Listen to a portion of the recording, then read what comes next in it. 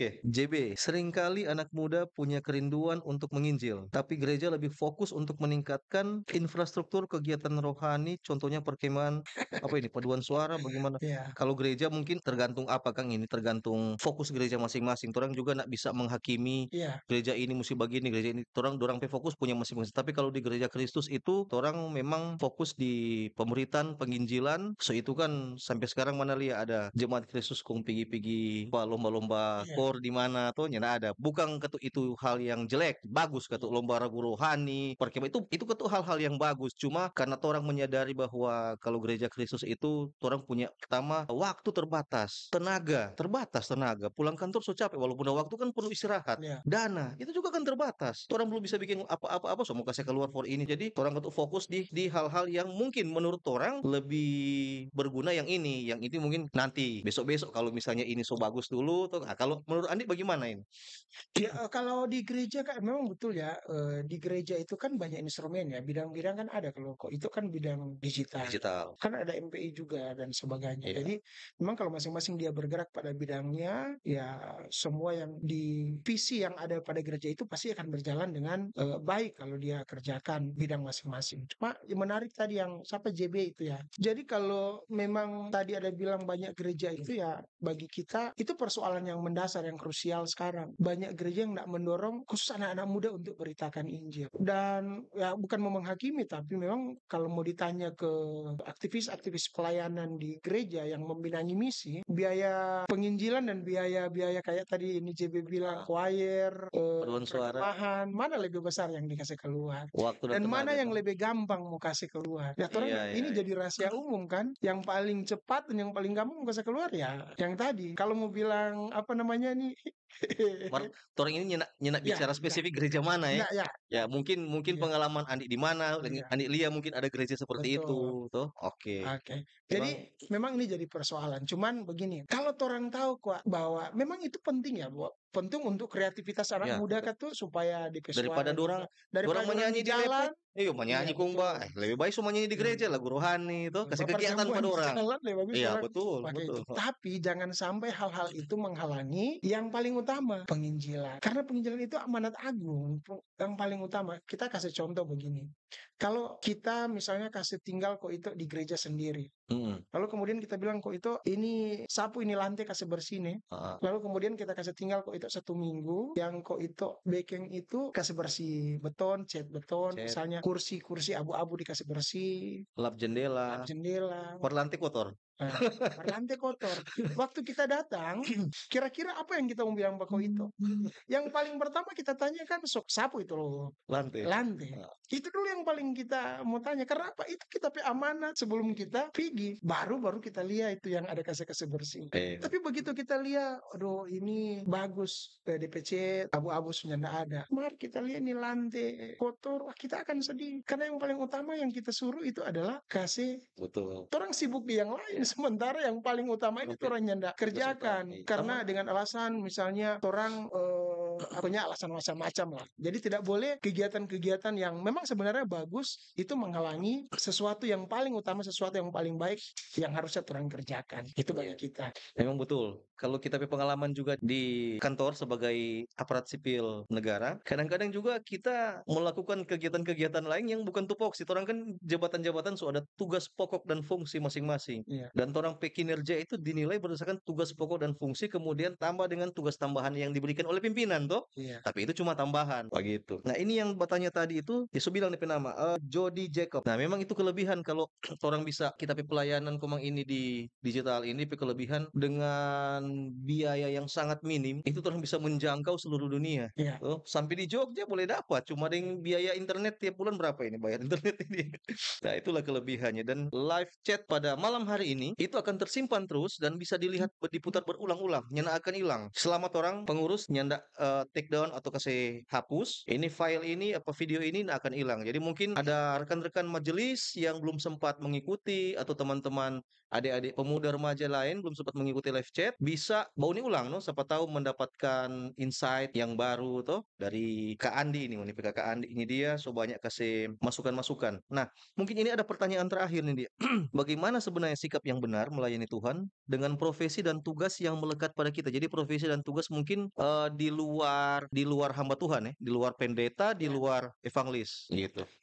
Oke, jadi kita ini kok itu ada dua profesi. Profesi yang kita kerjakan sebagai profesi yang sementara, kita berbahasa ini, dan profesi yang tetap. Hmm. Kalau profesi sementara itu lawyer atau Lawyer, advokat. pengacara. Ya, jadi kita seorang advokat atau pengacara, tapi ada profesi juga tetap. Kita pakai bahasa PNS, Mm-mm. pegawai negeri surga, alias pekerja Oke, Kristus. iya iya. Nah, memang dunia advokat ya, kalau mungkin ada teman-teman advokat juga nonton ini, banyak orang bilang begini, dunia advokat itu dunia Ethiopia, belalang beracun. Hmm. Ada yang bilang ini pengacara ini kerjanya bikin-bikin salah orang, bela-bela orang yang salah jadi benar. Ya itu kan persepsi orang. Iya. Tapi intinya begini, meskipun mungkin banyak orang di luar sana bilang bahwa dunia advokat itu gelap, tapi kita menyadari ketika Tuhan tempatkan kita di dalam profesi ini, di dalam dunia ini, maka Tuhan pasti punya tujuan. Kenapa kita ditempatkan di situ? Bagi kita itu adalah ladang yang Tuhan persiapkan untuk kita garap. Nah, bagaimana orang mengerjakan dua profesi ini secara bersamaan? Orang kalau diberikan tugas oleh Tuhan, maka Tuhan tahu pasti orang bisa lakukan. Tapi orang pun jangan sampai, makanya orang kan kalau mau menerima sesuatu atau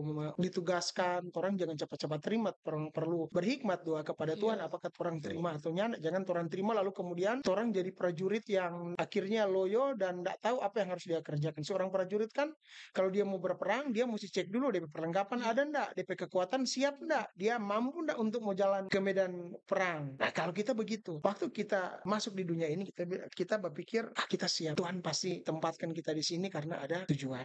Jadi kita ndak mau bahwa ketika kita sibuk dalam pelayanan, dalam dunia pelayanan misi, kita mengabaikan malah kita tugas pelayanan profesi pengacara. Melakukan yang satu tanpa mengabaikan yang lain. Dua-dua ini kita mesti kerjakan. Kita kasih contoh. Dua-dua ini kita kerjakan mengabaikan yang satu tanpa mengabaikan yang lain. Pertama kali kita buka, kita ke kantor praktik ya, praktik kantor advokat. Kita buka waktu itu di Tondano. Oh, Pas buka, 8 kasus datang. kasus. Wih, Perceraian. Bagaimana ini kasus itu perceraian? Jadi waktu itu sebelum disumpah kita bilang, Tuhan kalau boleh jangan sampai kok kita urus-urus ini perceraian. Tapi kan orang ada kode etik ya. Orang yang boleh tolak ini Iya. perkara. Nah, bagaimana cara menyikapinya? Yang pertama sebagai orang misi ya. Kalau kata orang kalau setiap orang yang baku dapat orang itu mesti jadi alarm. Kalau dia kan ada dua tanda tanya, Ya. itu jadi alarm. Ting ting orang ini ada kepastian keselamatan atau nyanda. Iya, betul. Jadi kita kasih biar dulu dia cerita DP masalah, lalu kemudian akhirnya kita PI pada dia. Dari 8 orang itu ada oma-oma, ada ibu-ibu. Oma-oma urus drempe anak perceraian. Dari 8 orang yang konsultasi, 6 orang yang nak jadi cerai. Ah, 2 orang jadi cerai. Nah, persoalannya kita nggak bisa tolak ini 2 orang ya, bukan jadi, maksudnya 2 orang tetap ngotot mau cerai. Cuma kita nggak bisa tolak. Nah, bagaimana caranya? Di satu sisi kita beritakan Injil, di sisi lain kita nggak bisa tolak ini tugas advokat itu. Kode Mesti etik. kerjakan kalau nyanda Betul. melanggar kode etik. Iya. Nah, makanya perlu hikmat. Yang kedua, supaya orang tidak mengabaikan orang punya tugas profesi, aku juga kan PNS ya, pelayanan.